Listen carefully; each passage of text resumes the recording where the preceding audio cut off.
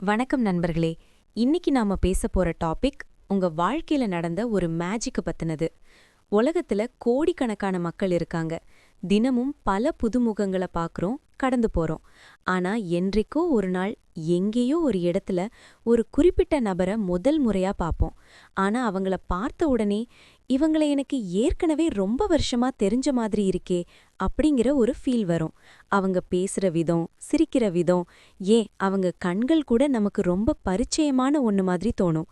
முதல் சந்திப்பிலேயே எந்த ஒரு தயக்கமும் இல்லாம பல வருஷ நண்பர்கள் மாதிரி பேச ஆரம்பிப்போம். எப்பவாவது யோசிச்சு பார்த்திருக்கீங்களா ஏன் அப்படி நடக்குதுன்னு? கண்டதும் காதல் அப்படின்னு நாம சொல்றோம்ல, அது வெறும் ஹார்மோன்களோட வேலை மட்டும்தானா? இல்ல அதுக்குள்ள பிரபஞ்சத்தோட மிகப்பெரிய ரகசியம் ஒளிஞ்சிருக்கா? இன்னைக்கு வீடியோல நீங்கள் காதலிக்கும் நபர் போன ஜென்மத்தில் உங்களுடன் என்ன உறவாக இருந்தார் என்பதையும், அதை கண்டுபிடிக்க ஆன்மீகமும் மனவியலும் அதாவது சைக்காலஜியும் சொல்லும் 5 மிக முக்கியமான அறிகுறிகளை பத்தியும் தான் ரொம்ப ஆழமா பேசப் போறோம். வீடியோவை ஸ்கிப் பண்ணாம பாருங்க. இது உங்க காதலோட ஆழத்தை உங்களுக்கு புரிய வைக்கும். பழங்கால நூல்களும் சரி, இன்னைக்கு இருக்கிற பாஸ்ட் லைஃப் ரிக்ரெஷன் தெரபிஸ்டுகளும் சரி, ஒரு விஷயத்தை ரொம்ப ஆணித்தரமா சொல்றாங்க. அதாவது ஒரு மனிதனோட ஆன்மா ஒரு ஜென்மத்துல அழியறது கிடையாது. அது பல ஜென்மங்களா பயணம் செஞ்சுக்கிட்டே இருக்கு. அந்த பயணத்துல சில குறிப்பிட்ட ஆன்மாக்கள் ஒன்னா சேர்ந்தே பயணிக்கும்.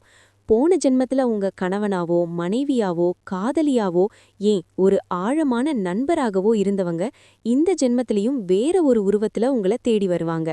ஏன்னா போன ஜென்மத்துல அவங்க கூட வாழ்ந்து முடிக்காத வாழ்க்கை, சொல்லிக் கொடுக்காத பாடங்கள் அல்லது தீர்க்கப்படாத கர்மா அப்படின்னு ஏதாவது மீதம் இருக்கும். அதை முடிச்சு வைக்கிறதுக்காக தான் பிரபஞ்சம் உங்களை மறுபடியும் சந்திக்க வைக்குது. சரி, இப்போ உங்களோட காதலர் அல்லது காதலி போன ஜென்மத்திலேயே உங்களுக்கு தொடர்பானவங்க தானா அப்படிங்கறது எப்படி கண்டுபிடிக்கிறது? அதுக்கு 5 ஸ்ட்ராங்கான அறிகுறிகள் இருக்கு. கண்கள் தான் ஆன்மாவின் ஜன்னல்னு சொல்வாங்க. நீங்க அவங்கள முதல் முறையா பார்க்கும்போது அவங்க கண்களை பார்த்த உடனே ஒரு விசித்திரமான ஈர்ப்பு, அதாவது மேக்னெட்டிக் புல் இருக்கும். ஏதோ ஒரு காந்த சக்தி உங்களை அவங்க பக்கம் இழுக்கிற மாதிரி இருக்கும்.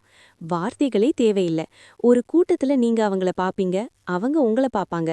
அந்த ஒரு நொடியில உங்க 2 பேருக்கும் இடையில ஆயிரக்கணக்கான வார்த்தைகள் பரிமாறப்படும். அவங்க சந்தோஷமா இருக்காங்களா, சோகமா இருக்காங்களான்னு அவங்க கண்களை பார்த்தே உங்களால கரெக்டா சொல்ல முடியும். இந்த மாதிரி ஒரு உணர்வு உங்களுக்கு வந்திருந்தா அது இந்த ஜென்மத்துல உருவானதில்ல, பல ஜென்மங்களா தொடரும் ஒரு ஆழமான பந்தம். 2வது அறிகுறி டெலிபதி மற்றும் ஒத்திசைவு, அதாவது டெலபதி அண்ட் சிங்க்ரோனிசிட்டிஸ்.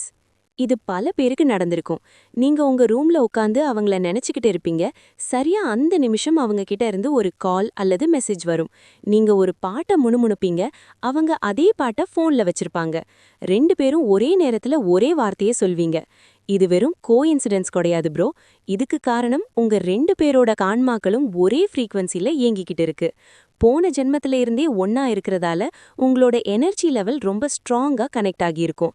அவங்களுக்கு உடம்பு சரியில்லை, ஒரு பிரச்சனை அப்படின்னா அவங்க சொல்லாமலே உங்களுக்கு ஒரு பத்திரம் வரும்.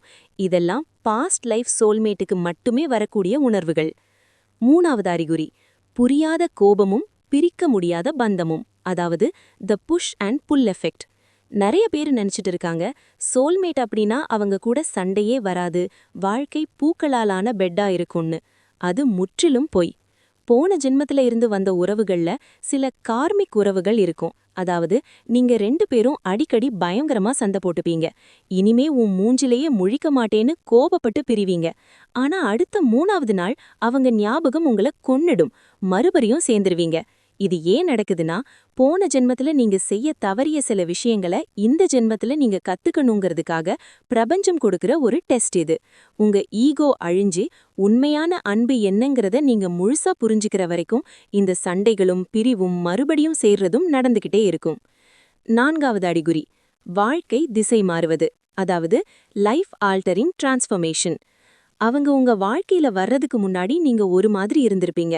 ஆனா அவங்க வந்ததுக்கு அப்புறம் உங்களோட கேரக்டர், உங்களோட எண்ணங்கள், உங்க இலக்குகள் எல்லாமே முழுமையா மாறியிருக்கும். உங்களுக்குள்ள இருந்த ஒரு கெட்ட பழக்கத்த நீங்களா விட்டிருப்பீங்க. இல்ல உங்களுக்குள்ள இருந்த ஒரு பெரிய திறமைய அவங்க தான் வெளிய கொண்டு வந்திருப்பாங்க. அவங்க வந்ததுக்கு பிறகு தான் நீங்க மனசளவுல ஒரு மெச்சூர்டான ஆளா மாறியிருப்பீங்க. ஒரு ஆன்மா இன்னொரு ஆன்மாவ மேம்படுத்துவதற்காகவே தேடி வருது அப்படின்னா அது போன ஜென்மத்தோட தொடர்ச்சி தான். 5வது மற்றும் கடைசி அறிகுறி நிம்மதி, த ஃபீலிங் ஆஃப் ஹோம்.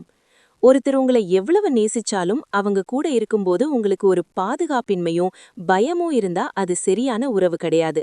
ஆனா நீங்க எந்த ஒரு கவலையில இருந்தாலும், உலகமே உங்களை எதிர்த்தாலும், அவங்க மடியில தலை சாய்க்கும் போதோ அல்லது அவங்க கைகளை பிடிச்சுக்கும் போதோ, அப்பாடா நான் பாதுகாப்பான இடத்துக்கு வந்துட்டேன் அப்படிங்கிற ஒரு உணர்வு வரும் பாருங்க. அதுக்கு நிகரான ஒரு விஷயம் உலகத்துல எதுவுமே இல்ல. ஃபீலிங் ஆஃப் ஹோம் அப்படின்னு சொல்வாங்க. நண்பர்களே, நான் முன்னாடியே சொன்ன மாதிரி இதெல்லாம் வெறும் கட்டுக்கதைகள் இல்ல, பிரபஞ்சத்தோட நுட்பமான வேலைப்பாடுகள். உங்களுக்குள்ள ஒருவரை கண்டதும் இப்படிப்பட்ட உணர்வுகள் வந்திருந்தா அந்த உறவை சாதாரணமா நினைச்சு தூக்கி எறிஞ்சிடாதீங்க. ஈகோ, கோபம், சந்தேகம் எல்லாத்தையும் தூக்கி போட்டுட்டு அவங்க கைகளை இறுக்கமா பிடிச்சுக்கோங்க.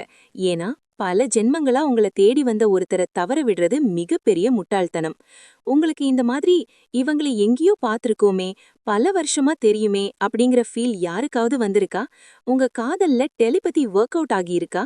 அத மறக்காம கமெண்ட்ல சொல்லுங்க. நான் படிக்க ஆவலா இருக்கேன். இந்த வீடியோ உங்களுக்கு பிடிச்சிருந்தா ஒரு லைக் போடுங்க. உங்க பாஸ்ட் லைஃப் சோல்மேட்டுக்கு இத அப்படியே ஷேர் பண்ணுங்க. மறக்காம நம்ம சேனலை சப்ஸ்கிரைப் பண்ணிடுங்க. உங்களை அடுத்த வீடியோவில் சந்திக்கிறேன்.